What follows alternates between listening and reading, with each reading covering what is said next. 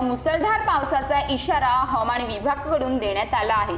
जिल्ह्यातील विविध भागात मंगळवारी पावसाने हजेरी लावली, तर बुधवारी आणि गुरुवारीही विजांच्या आवाजासह आणि पावसाची शक्यता वर्तवली असून रेड अलर्टचा इशारा देण्यात आला आहे। त्यामुळे कृषी विज्ञान विभागाकडून नागरिकांना सतर्कता बाळगण्याच्या सूचना देण्यात आल्या आहेत।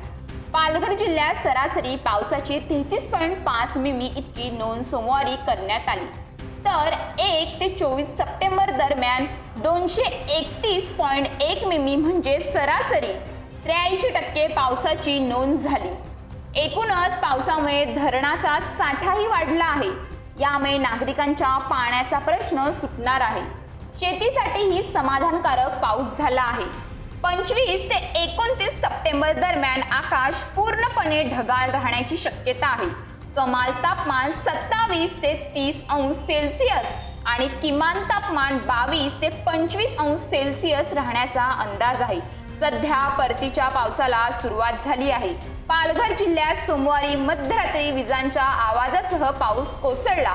पश्चिम बंगालच्या उपसागरात कमी दाबाचे क्षेत्र निर्माण झाल्यामुळे वातावरणात बदल झाला आहे।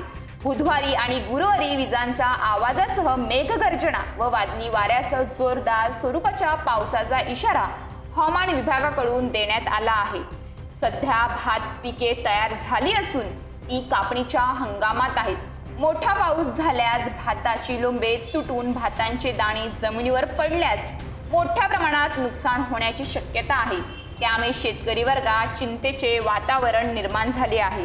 तर जोरदार पावसाचा इशारा देण्यात आल्याने शेतकरी बांधवांनी खते देणे व फवारणीची कामे पुढे ढकलावी।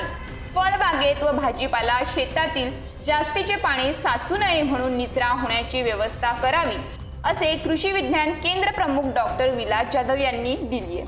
हवामान खात्याच्या अंदाजानुसार साधारणपणे 5 ऑक्टोबरच्या आसपास उत्तर महाराष्ट्रातून नैऋत्य मान्सूनच्या परतीला सुरुवात होईल, अशी माहिती हवामान शास्त्रज्ञ कृषी विज्ञान केंद्र कोसबाडच्या रिजवाना सय्यद यांनी दिली आहे।